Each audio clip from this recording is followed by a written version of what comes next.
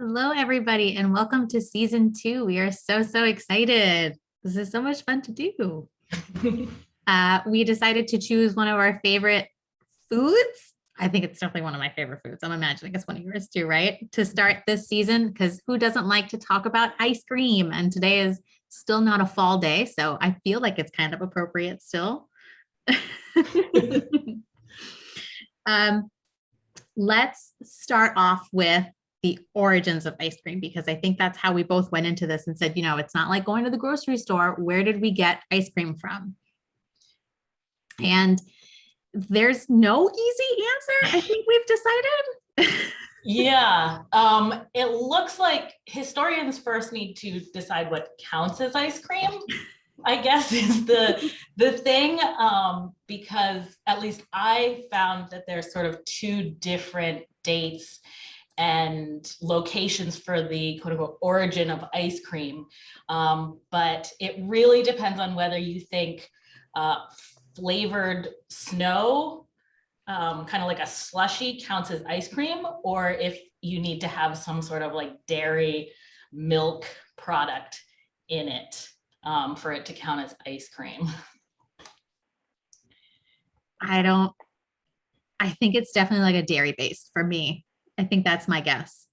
Yeah, right? that was my thing. So at least I found this flavored snow ice kind of thing was first recorded in Persia in like the 500 BCs, is what I found. But if you need dairy in your ice cream, then we have to go to China for the first ice cream.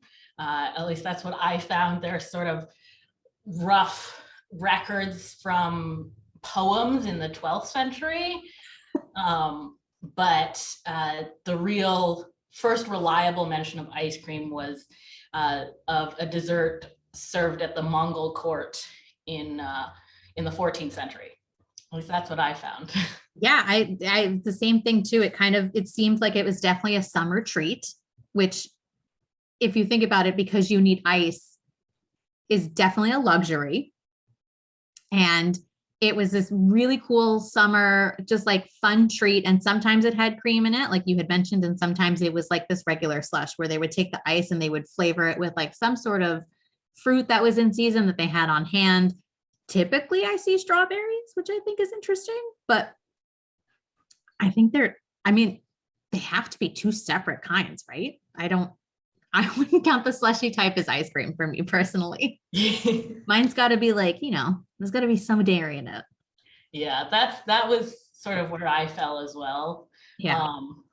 Also, I mean, at least in my family, we always say everything good comes out of China. So,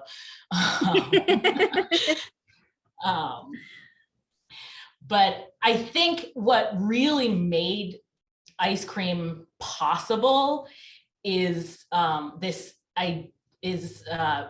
when people discovered that if you mix salt with ice, then you actually lower the melting point of the ice and you can actually freeze your cream. Before if you put cream with your ice, it would just get really cold, but it's not frozen. So you have to have the salt part of it as well to create what's called the endothermic effect. Fancy. Yeah.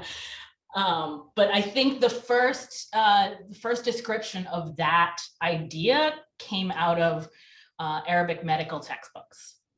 So they picked it up from China. India too has like some really ancient ice cream recipes and spread this idea of how to make ice cream, this process along the Silk Road. So it's not, you don't get recipes for ice creams traveling. It's just like the idea of how to make it.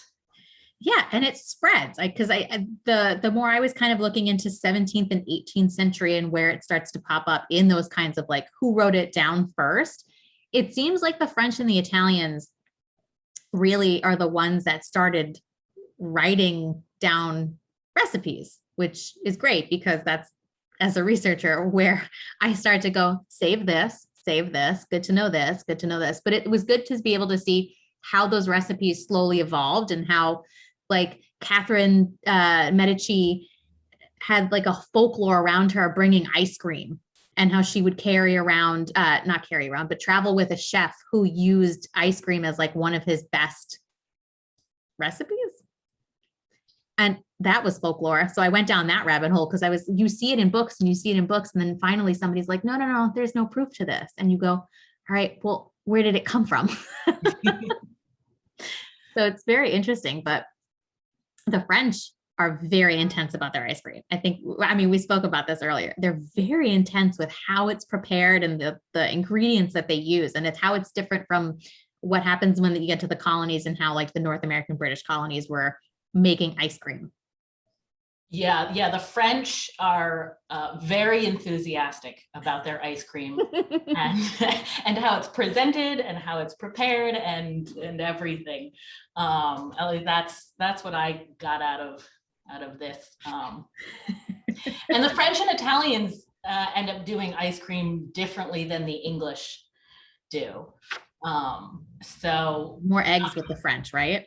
Yeah, so the French and Italians do kind of like a custard-based ice cream, at least in the 18th century recipes we found.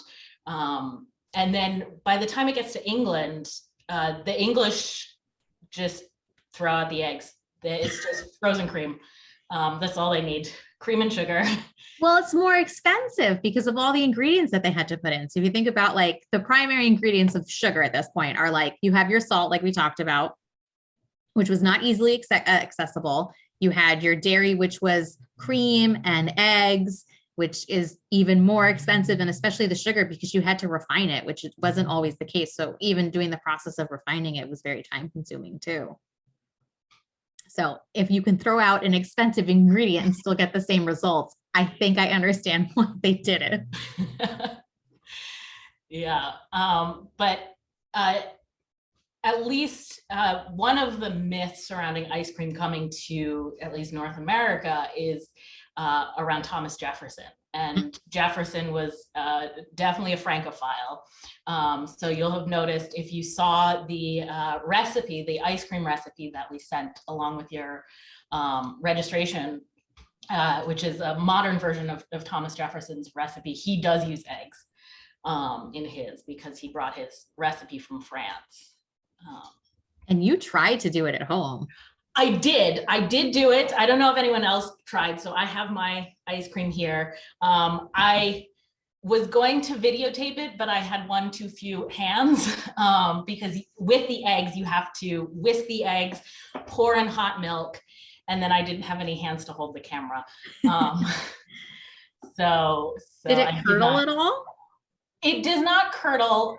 So it's like making a pastry cream or pudding even. So you heat up the milk and you pour it slowly into the eggs. And as long as you whisk it, it doesn't curdle. And it's very rich, very, very rich, and very sugary. So I don't know if you look at the, hold on, let me share my screen. I can show you a couple of recipes, including Jefferson's.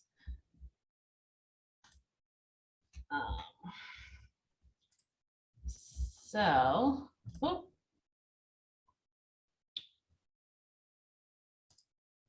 My presentation has gone. All right. Sorry about that. That's okay. What's interesting is that if anybody had looked at the Jefferson recipe, and I had noted this to you earlier, is how much he scratches out and how like intense he was about writing it, and how I can't imagine. I'm trying to picture Jefferson doing what you did of like 1-2 little hands that he didn't have. A hand to whisk, a hand to write, a hand to mix, a hand to like put on all the ingredients, and him just going, no, you have to do this first. No, in like a very Jefferson-esque way. Yeah, that would be interesting. I have a feeling he was not making his own ice cream. But so we have here on the left is Jefferson's ice cream recipe, which is now in the Library of Congress. So he does write down very detailed on how to do everything, and how often you have to stir the ice cream as it's cooling and freezing. And so he doesn't have the neatest handwriting that I've seen of the 18th century, but I think it's really interesting. And then on the right is one of the first American ice cream recipes. There seem to be several first American ice cream recipes, including Jefferson's. But this is one from The New Art of Cookery from 1792, and it's an apricot ice cream, which sounds pretty good. Mm-hmm. But again, you can see you have your apricots, and then you mix into them sugar and scalding cream, and then you heat it up so that it all gets combined together, and then you really just freeze it. That's the basics of ice cream. But I think one of the really interesting that we discovered was how people presented ice cream. Oh my gosh. Yeah. There were a lot of 19th century articles that I found of like huge, big presentations of, they would make full scenes in ice cream. I found one that was literally in the shape of a duck and it had eggs next to it. And the author was talking about how to make everything color as accurately as possible. So the green from the grass was spinach that was grinded up, and they would take the spinach juice and put it in to make it look as green as possible. And I was just like, you make these beautiful pieces of art and you have to remember that they're food, but also I can't imagine spinach ice cream tasting delicious. So it's more like an ice sculpture at the end of the day of like, I don't know if I could, but I'm going to share my screen because I was able to find these really, really interesting ones from Colonial Williamsburg. And these are ice cream molds. So these are of the time period. These are 18th century. And you can see when they would have that mixture, they would put everything into these metal molds and hold them in there. And I think that they would also put them in the ice structure or an ice bath of some sort to make sure that they didn't melt while they were molding together. And you can see just how detailed these pieces were, because when we think about getting ice cream today, it's, you go to Carvel and you get a couple of scoops and you get your toppings and stuff like that, and you just eat it. But this was truly like all about presentation. And the closest I can think of is like a Fudgy the Whale ice cream of like nicest presentation that I've gotten from ice cream in the last couple of years. And I was like, maybe I should be reevaluating eating my ice cream from like the carton while I watch TV. Cause I was like, I really want an ice cream mold now. They're beautiful. I mean, you can see they're like fruit dishes as ice cream. Yeah, one of the things about these molds that I find so fascinating is maybe I just didn't freeze my ice cream long enough, but mine melts fairly quickly. So, to get something that nice and I guess using a tub of ice with salt you get a little colder than in a standard modern freezer. So maybe that has something to do with it. I wonder if it has something to do with the egg usage, because Jefferson's has a few eggs in it, right? So it'd be more of that custard base that you were talking about. I wonder if it's different, if it's more cream based. Yeah, I do wonder. But I also, you have all these molds, but there's other ways that people presented ice cream when they were serving it. So I'm going to share my screen again. And here we have two other recipes with ice cream that talk about how you present your ice cream. So in The Complete Confectioner by Hannah Glass, who was the best-selling English language recipe book author in the 18th century.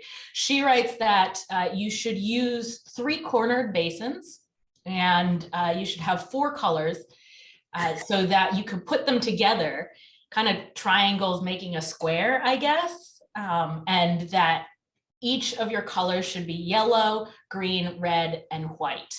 But that does depend on your fancy and what you color them with. So you can use any sort of fruit, saffron, or cochineal. Cochineal are these little beetles that live on cacti in the Southwest. They're used to make scarlet. They're still used in food colorings today. So yeah, you can find them in certain red drinks, especially. And then for the green, she says there's several sorts of juice. I suppose the spinach would be one of them.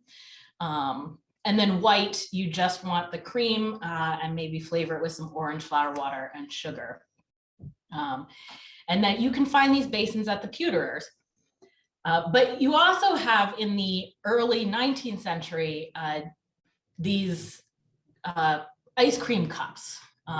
They're also called custard cups, I found, but they're these two-handled little mugs, I guess. And Mary Randolph, who published the Virginia Housewife, she includes 14 recipes for ice cream.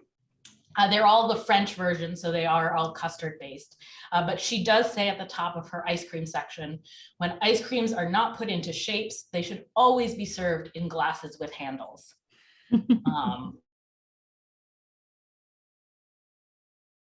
You know, random bowl, they've got to have the handles in them. Yeah, it definitely reinforces that.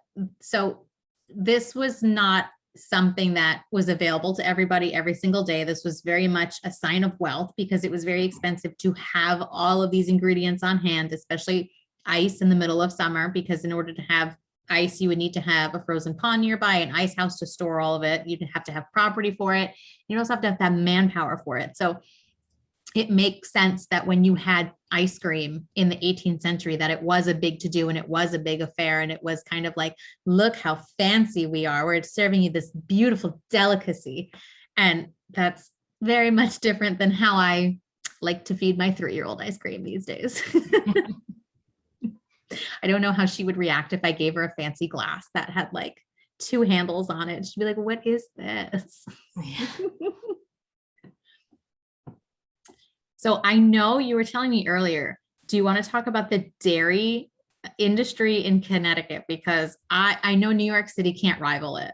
We have some confectioners in New York City, but the people need to know the dairy industry in Connecticut. Yeah, so I know for Tavern Tastings, I always like to go into the ledgers we have in the collection here at Keeler Tavern Museum to see if Timothy was serving or selling in his store the various things that we're talking about.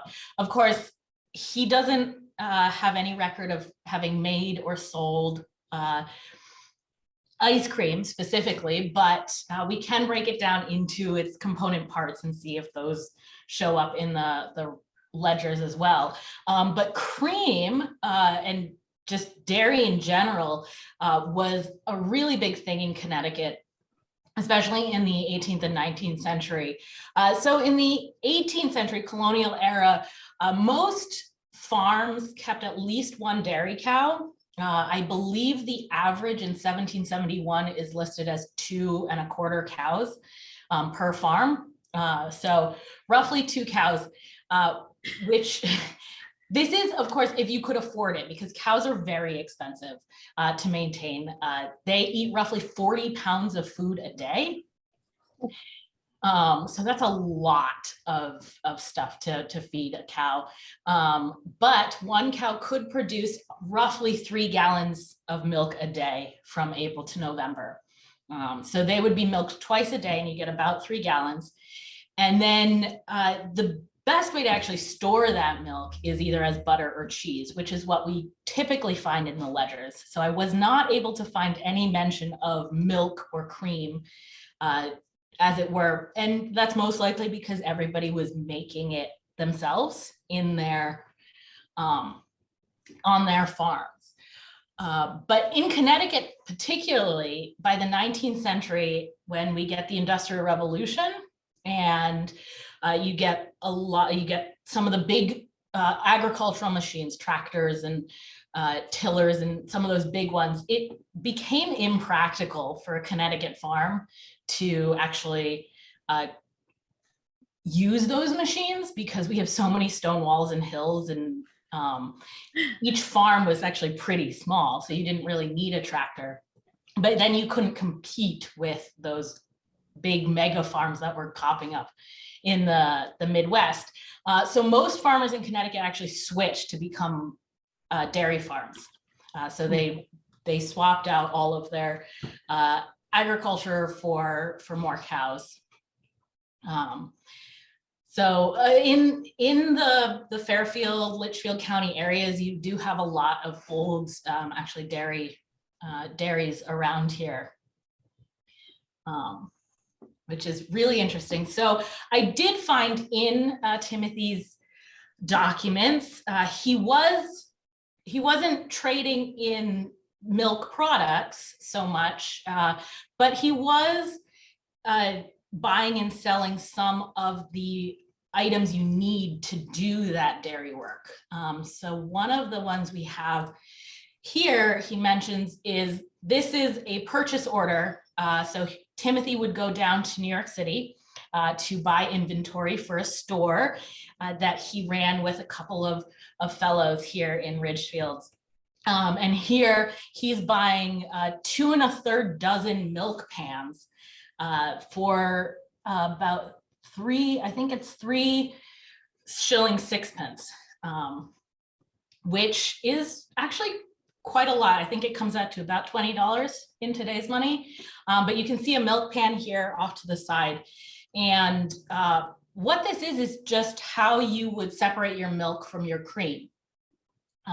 So once you've milked your cow, you bring that milk into the dairy and you pour it into these shallow dishes and you let it sit, and the cream will rise to the top and the milk will stay settled on the bottom. So you can actually skim off the cream with a strainer.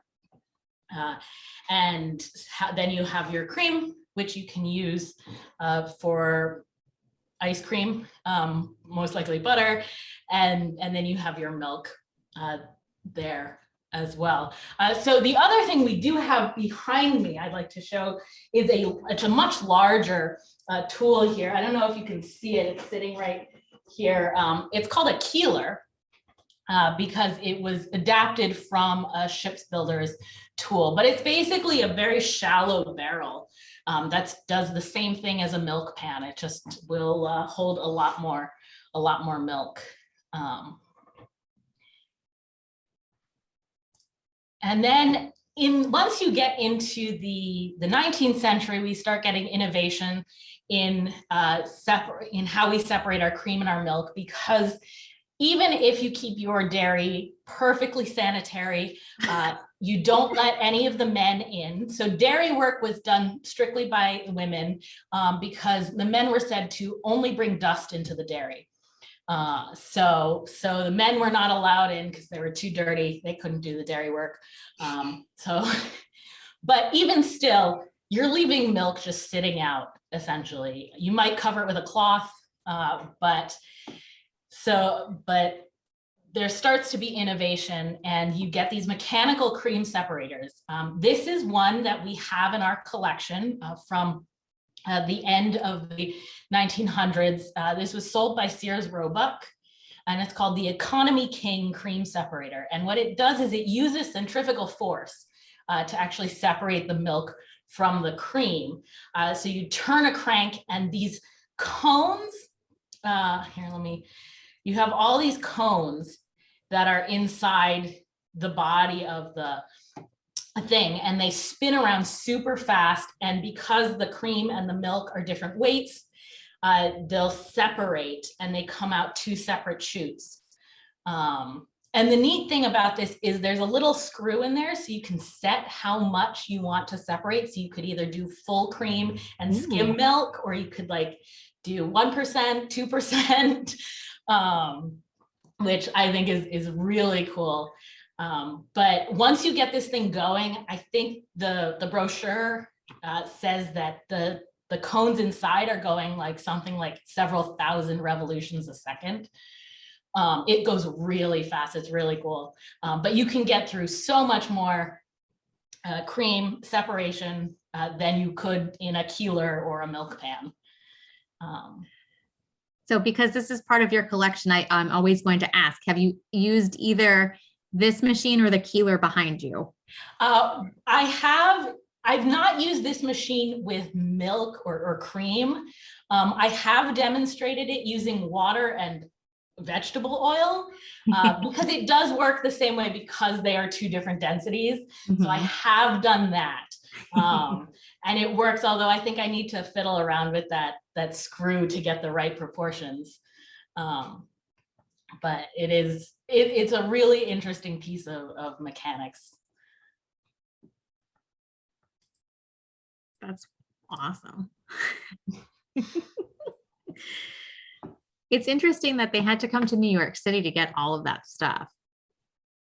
Yeah, well, I guess New York was really the main port for southeast or southwestern Fairfield County.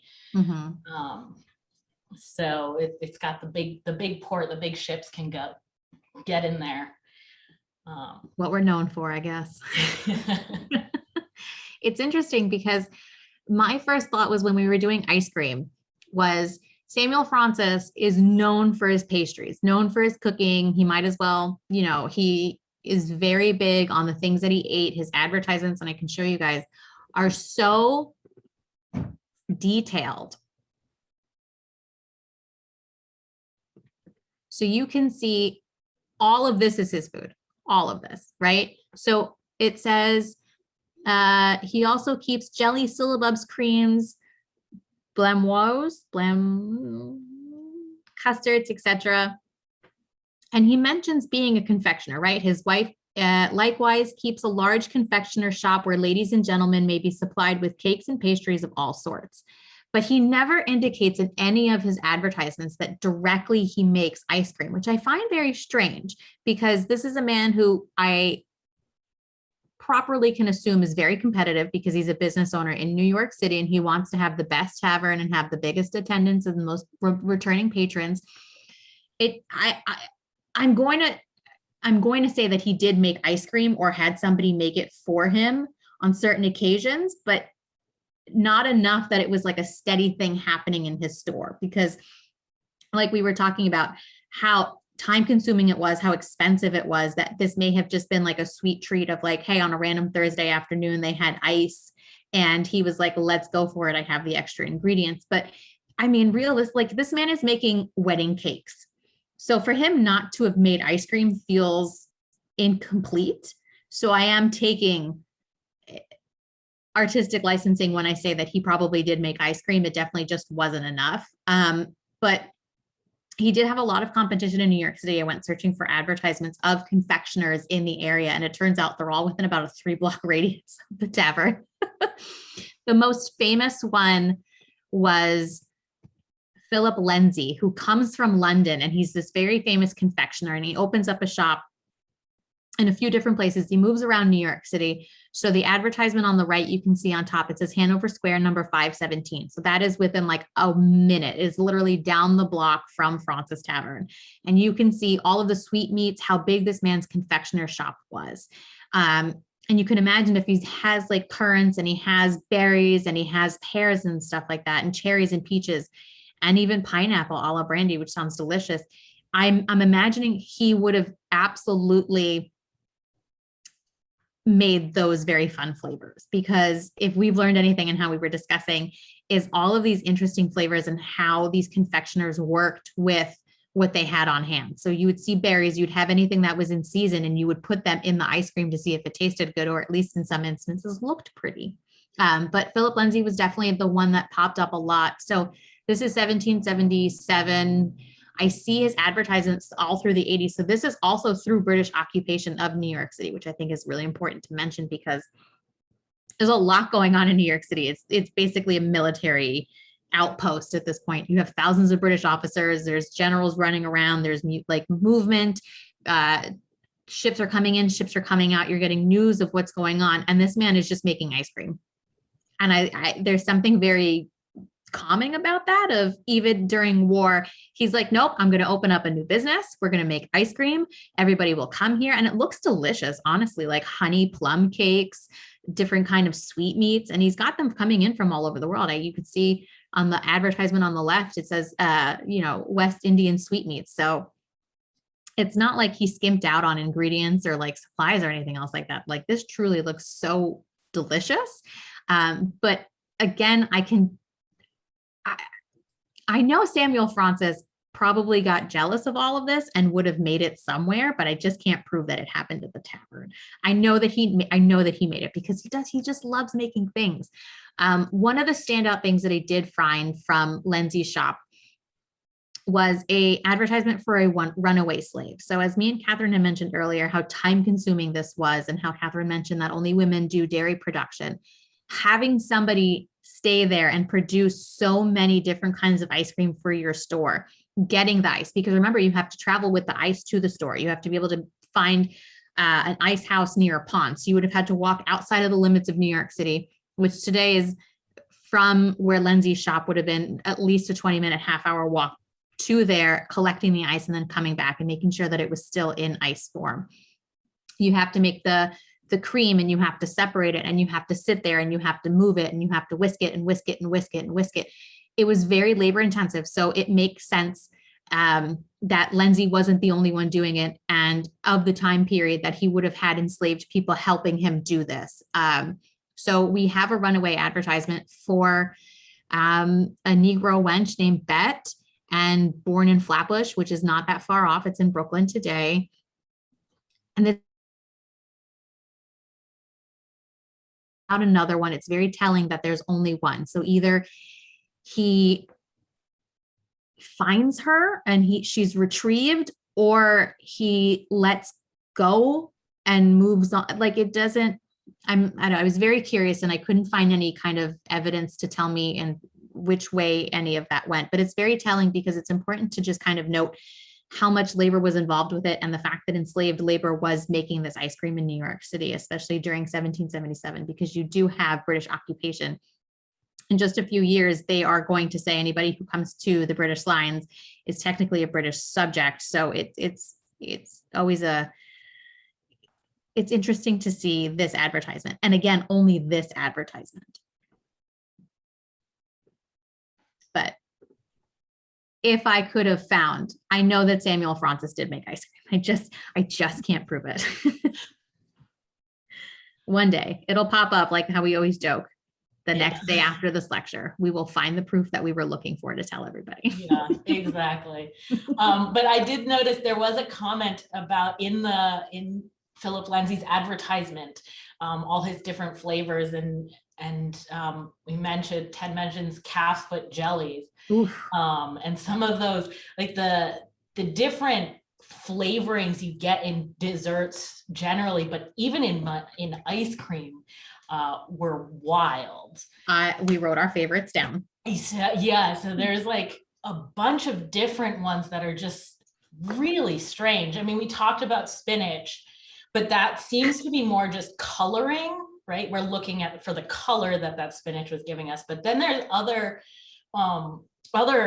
flavors that seem to be for the flavor. Like one I found was Parmesan. The cheese ice cream. Yeah. Cheese ice cream. And but then the cheese ice cream, to note, is sometimes it was in the mold of the shape of a cheese and was regular ice cream. And sometimes they put actual cheese in it. So you don't know what you're going to eat sometimes. Yeah, that's something you'd have to like clarify, is it actually cheese flavored or, but another one I found was brown bread ice cream. Yes. Which is interesting because I also saw different ways of making it. Yeah. Like sometimes it was just like brown bread, like breadcrumbs. Mm-hmm. That was just mixed into it and kind of gave it a little crunchy flavor, I guess, kind of like, like cookies and cream, maybe. Oof, no. But then other times it was like you had to soak the bread and it was just like, all mixed in, and it seemed like really weird texture. The one that I found for the rye bread ice cream notes that the consistency, you had to keep straining it or the consistency wouldn't be as chunky as you would think. And I was like, if you have to put that in the instructions, that's probably not a good thing. I get like a little crunch like the breadcrumbs, but I couldn't imagine like mushy bread in my ice cream. I don't like flavor wise, I get the texture, but I just like what, and I was maybe like an ice cream sandwich is the closest thing that I was trying to understand where that would have come from. But I was like, that can't, rye bread doesn't taste like chocolate. Yeah. Yeah. And then I think the biggest kind of unusual flavor that a lot of people know about 18th century ice cream is oyster ice cream. And there's so many myths kind of surrounding this oyster ice cream. Like I read, some people said it was served at the first Thanksgiving, which is a little odd to me, since the Pilgrims would have just seen half of their folks die from freezing to death. So I don't know that ice cream would have been the go-to dessert at the first Thanksgiving. But also there's stories like it was Washington's favorite ice cream. It was James Madison's favorite ice cream. We're not entirely sure. I only found one possible recipe for oyster ice cream, which was in the Mary Randolph's Virginia Housewife book. And it does say you boil the oysters with the milk and then you strain it out. So you get that flavor in there. But I don't know, savory ice creams just seem, I guess they were popular in the 18th century, but not. Just have soup. Just have soup. I don't know. Like, I'd rather have like an oyster soup than oyster ice cream. Yeah, that I would too. I loved all of the different flavors from like flowers that they would use, because I was like, that sounds, because I've had lavender ice cream. So I was like, okay, I understand wanting to like take roses or jasmine and want to like have that florally scent. But I would imagine they'd be very overpowering. So when I see things like, it evens out, because I'll see things like cinnamon and clove. The chestnut ice cream I'm very much interested in, because I feel like that's a savory one. I think that's a sweet and I'd be willing to try a chestnut ice cream over an oyster ice cream personally. Yeah, that's kind of one of those borderline, kind of sweet, kind of savory. Yeah.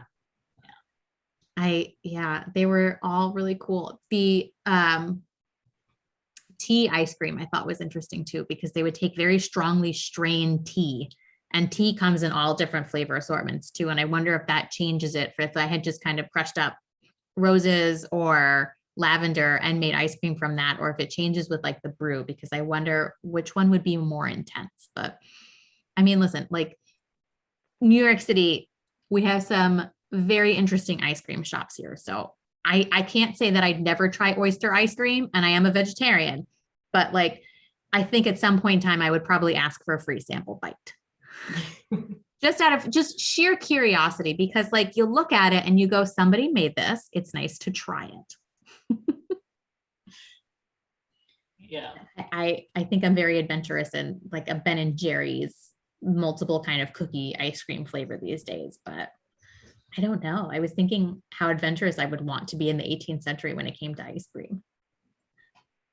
I have a question for both of you. So Pauline would like to know, how did they get enough ice for making such large amounts of ice cream?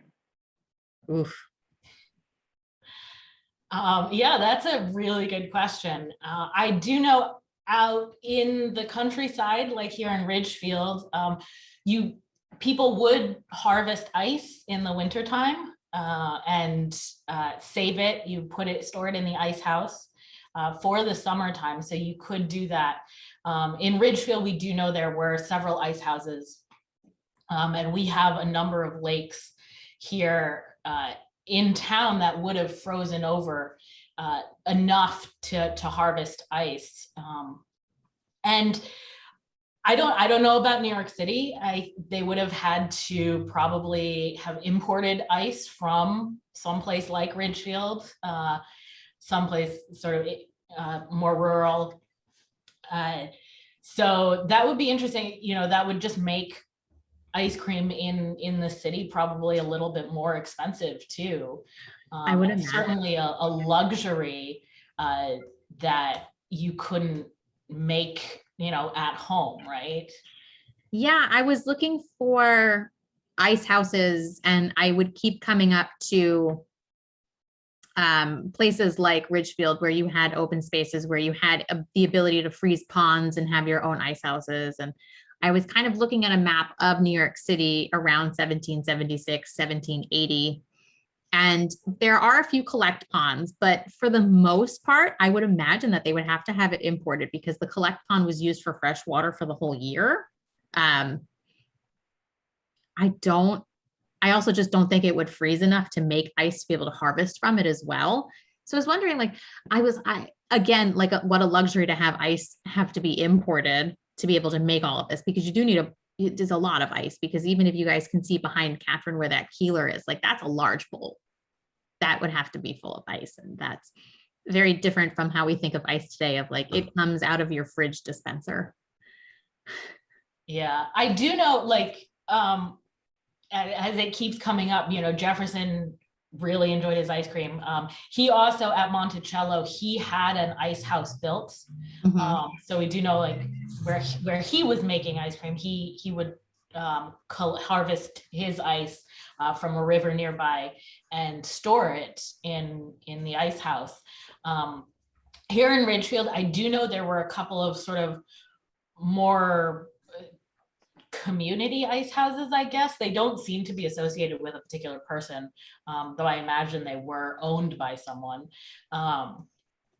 where you could store ice for the summer, essentially. So ice harvesting is really interesting to me. We do have in our collection a number of ice harvesting tools that we've kind of used and displayed here, but it's a really interesting, if you've ever watched the opening scenes of Frozen, Disney's Frozen, that's actually a really good depiction of ice harvesting. But it's really interesting. So I have here on the screen a couple of pictures of parts of that ice harvesting. And what you need to do is, first of all, you need a lake or body of water that will freeze to a depth of about 2 feet before you could really harvest ice, because you need to be able to, it needs to be able to support several men and horses as well.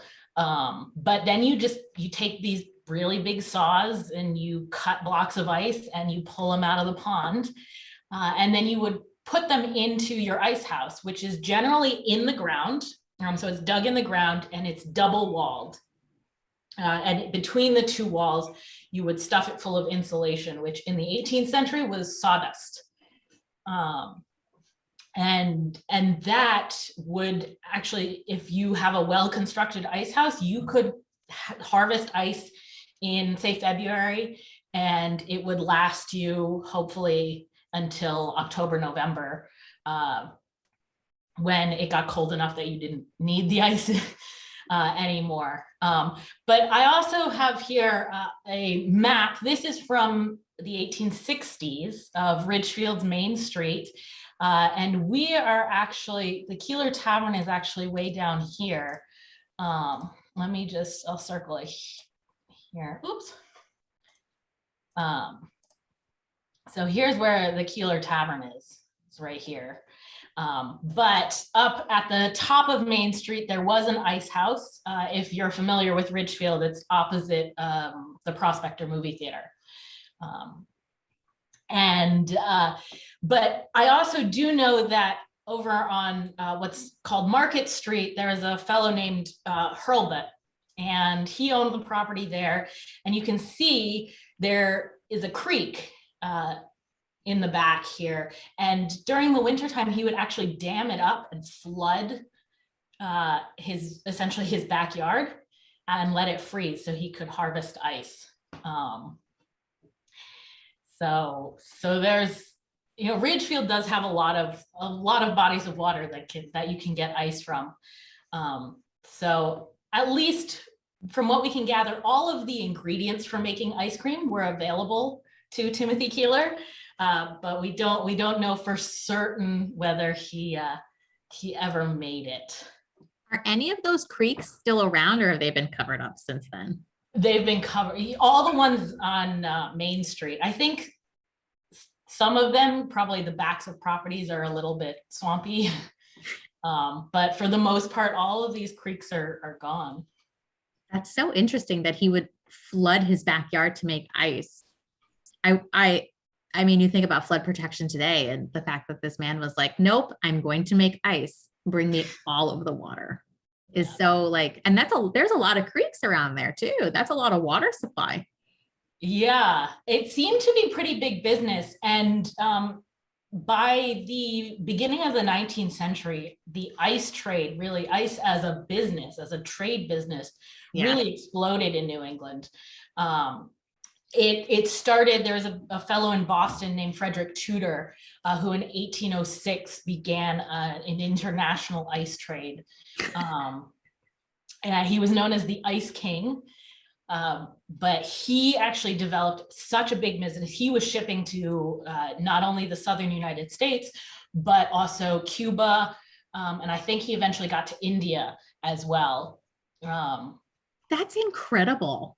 Yeah. But I did find out that there were ice businesses popping up throughout the 1800s in Fairfield County. So Ridgefield, I don't know if we ever had an ice business that got big enough to be mentioned in like the trade books, but Danbury did, as well as Milford. They had one, in Norwalk as well. So kind of all the big cities around us definitely developed into large ice trading centers. It's so interesting because you wouldn't think of these industries today, but they were so essential for 18th and 19th century functionality, because again, it's something that we take for granted of like, oh yeah, ice, I'm going to make some and put it in the freezer, or I can get it from the door on my fridge. And there's a man that used to be called the Ice King who would have to make ice and be able to travel. You said Cuba, that's Cuba and India. I can't even fathom, honestly, because like I'll take a bag to the grocery store that's insulated and it's like from Trader Joe's to my house. And it's you think of these industries that don't exist anymore. And now you go to the supermarket and the ice cream is already there for you in the frozen section. I have another question for you from Frank. Frank would like to know, where does Dolly Madison fit into the story of ice cream? Dolly Madison was a big fan of ice cream. Big fan. From what I was able to find, much like Martha Washington, who used to have parties on Friday nights, served ice cream. So whenever Dolly Madison, who loved to entertain, would make sure that ice cream was served at the White House. So again, going through all of the ingredients that we had to have, how time consuming it was to have a party, to have ice on hand. And she definitely used those very fancy like molds, or the ones that Catherine showed you that were like of elegance and class and fancy. So going to the White House at this time would have been such an amazing, incredible experience. And then you have one of the highest delicacies. Essentially, ice cream is a delicacy. Ice cream served for dessert had to be one of the most it had to be an incredible experience, because I would love to do something like that today. I mean, like going to the White House, sitting down, touring it, and then being like, here's some ice cream. It's in the shape of literally like a fruit bowl, which I love. Oh, Susie said, I just saw a comment. She served ice cream weekly in the White House. She had a recipe for oyster ice cream. Oh my gosh. I don't know if I'd like to go to the White House and have oyster ice cream. I think that would be my limit. I think I'd probably ask for like a vanilla or a strawberry. Is the presentation that made her famous. Yeah. Because I mean, you know what? If I had a mold like that, I would use it. I think those are really cool. I mean, You can make donuts in very cool shapes today and like mini muffins. So I don't see why they wouldn't sell you like ice cream molds today. Yeah. Well, I mean, I found at least up through the 1970s advertisements for ice cream molds. So I did find here, because this one is really cool. It's an ice cream mold in the shape of a candle. And if you can put a real wick in it, and then you can light it on fire, like a real candle, which I think is really cute. And you can see it's on the right is an advertisement in a magazine from the 1970s. Is that And a fish? yeah, I think a fish, what looks like a partridge or something in a train. There's some really, really intricate ones, but they were being given away as, prizes in various contests. Oh my gosh. So Ice yeah. cream reminds me a lot of how like Jello molds and like casseroles were presented in the 60s and 70s of like, it's more about presentation than sometimes taste of like, look how pretty my dish is. Are you sure you don't want to try it? It has, oyster in it.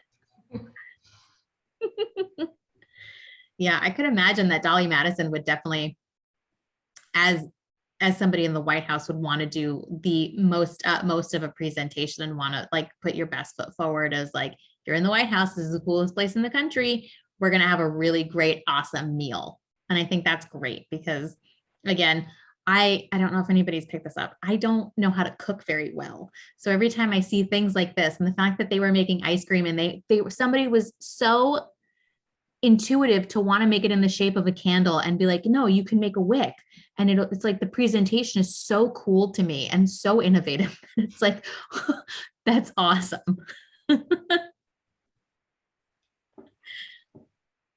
I wonder if we can find some of those today. And now I'm interested to make like Jefferson's ice cream and do it in one of these molds. Like, I think maybe not in the wintertime, but I feel like that is a goal for me for the summertime. Yeah. Yeah. I think it would be really cool to find. I'm sure these molds are available from collectors and things like that. Yeah. See, Ted said baked Alaska is back in vogue. I know. I saw that on the Great British Bake Off a few months ago too. Hildy, I have to ask you one question. What is the most interesting ice cream flavor you've ever tried? So Mary, it's actually funny you brought up chestnut. So chestnut, I grew up in Switzerland, so we have Italian influence, we have French, we have, Swiss, etc. So in the Italian speaking part of Switzerland, it's called Maroni, and those are chestnut, and chestnut ice cream is actually fantastic. It's a wonderful flavor, and you should really try it if you have a chance, if you find it somewhere. So what kind of specialty store would I look for? I mean, this day and age, I would just Google it and see what comes up. You live in New York City, so you should be able to access, chestnut ice cream or Maroni ice cream. So yeah, I have to go look that up now. Is it good? Is it something that like you frequent? Well, I mean, it's not. Yeah, if I can find it, it's definitely one of the flavors. I like. So, what is your favorite? I love a good cookies and cream, and I love it from Ample Hills. That is I think they're local, but I think they sell nationwide now. But that is the one that I like the best. But I mean, I think I'm more attached to the experiences around my ice cream just because they're so linked to my childhood and me and my mom going to get ice cream and like walking around the Brooklyn Heights Promenade and going to like parks and stuff and walking the Brooklyn Bridge with an ice cream cone in hand, not like anything fancy, but like think I'm more attached to that nostalgia of it all. Catherine, what's your favorite? I like a good classic strawberry ice cream, but I have tried garlic ice cream before. It's an interesting experience, but I went to Garlic Fest in Little Falls, New York, and they had garlic ice cream. And kind of it's interesting because the sharpness of that garlic against the sweetness of the cream is an interesting experience. It's not, I don't think I would eat a lot of garlic ice cream, but a spoonful was good. Is it raw garlic? I think so. Oof. I did not see them preparing it, but it had the taste of sort of raw garlic, that sharpness that you find in raw garlic. Yeah, they make anything. Yeah. I'm convinced. Yeah. That's so fascinating. I had so much fun looking up all these different flavors, because I was just like, where would I get them today? Because, like how somebody said, baked Alaska is back in style. Like, I'm sure that if somebody saw all of these flavors, they'd be like, I'm going to go open up a business now. And it's like, I have to go try all of them. So I think we have just a few minutes left until we hit 7:30. So if there's any last questions anybody wants to ask, anything we didn't cover that you're really curious about, feel free to pop it in the chat. Or tell us the strangest ice cream flavor that you've had, because now I'm very interested in everybody's taste palettes. And while we wait for any last questions, I thought I'd share, I always like to show some artwork from the 18th or 19th century related to our topic of the day. So I found a couple, as we've said many times, the French were very enthusiastic about their ice cream. So it does show up in a lot of French art. And so I have two here. These are from the British Museum, but they had a whole bunch of different, and these are kind of satirical. They're poking fun at the English and how they're kind of eating ice cream. But you see you've got these three ladies who are at the cafe eating their ice cream. And I just think it's kind of cute the way they all have their tongues out because they're licking their ice cream there. And one of the things I thought was cool is in the early 1800s in England, I don't know about in France, but they had these essentially cones, but they were made out of metal, like pewter. And it's like cone shaped, and it has a little divot in there, and then you put the ice cream on top. So it looks like an ice cream cone, but you don't eat the cone. And I think that's what's being shown in these pictures. But the waiter here has a menu with a couple of different flavors, and they seem to be pretty traditional flavors. There was like peach and pistachio, which always seemed to me like a more modern flavor, but I don't know why it wouldn't have been available. And then you have this other one. The title of this piece of art on the right is called The Taste of the English, and it shows kind of a frumpy man kind of eating his ice cream and sulking, it looks like. He looks very angry for somebody eating ice cream. Yeah. So I thought those were kind of cute. Because I always do like to see how food shows up in artwork in the period. So I thought that was very, very interesting to see. Those were so fun to look at. Oh my gosh. Oh, I did see this one. B here says an ice cream shop on Cape Cod sells lobster ice cream. I mean, that makes sense for Cape Cod that they would try to make a lobster ice cream. Oof. Again, I'd rather just lobster bisque. Like oyster soup, a lobster bisque. Whipped cream and a cherry on top. That, my friend, is a classic. Thank you, Frank, because that is amazing and delicious. A nice ice cream sundae, right? A banana float. I don't know. Something. Just not something that comes from the ocean. Here we have a really good question. What did they scoop the ice cream with in the olden days? That's a great question. And for the most part, it was just a big spoon. But when you're actually making the ice cream, which is really interesting, you do have to keep stirring it. So if you've ever made ice cream by hand, you kind of have to keep it moving. Otherwise, it freezes in a really kind of weird, and the outside freezes first and gets really, the ice crystals get really big, and then the inside is not frozen at all. So in the 18th century, in colonial times, they would just use these big like wooden paddles to occasionally stir the ice cream as it sat in the ice there. So I do have part of an old ice cream maker that I brought up from the barn. So the way you used to make ice cream, which most manual ice cream makers are set up the same way, is you have two buckets. Essentially, you have an inner one where you put the cream, and then an outer one and you put the ice in between. So this is the inner container where you put the cream inside. It's called a sabotier in French. And then inside this sabotier, you'd have some sort of stir mixer. So this is from the 1900s. So it has sort of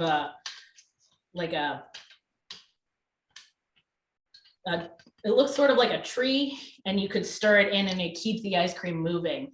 But the way somebody like Thomas Jefferson would have done it is you just open it up, stir it around with a big wooden spoon, and then close it back up again and let it freeze some more.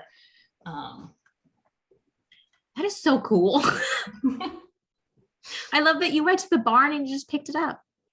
Yeah. So as I said, Connecticut has a big history in dairy. So we ended up with quite a lot of dairy tools in our tool collection. So I was glad to be able to bring these up to show people. Oh my gosh. It sounds like you may want to do an ice cream demo. So thank you to our presenters. Are there any more questions? Because we've reached the hour, and I would like to remind everyone that the next Tavern Tastings is going to be on November the 9th, and it's going to be about Native American foodways, and it's going to be broadcast live from Fraunces Tavern Museum. So we're going to alternate with the locality of our presentations. And Catherine and Mary, thank you so much. This was fascinating. This was mouth-watering, obviously, and super educational, like somebody just put in the chat here. And we appreciate everyone taking the time joining us tonight. And we hope to see you on November the 9th. And please also check out our website as well as Fraunces Tavern's website. There's a lot of exciting programming happening at both museums, and we're always excited to see you. So thank you, everyone. Have a good night. Thank you, Catherine, Mary, and we'll see you soon.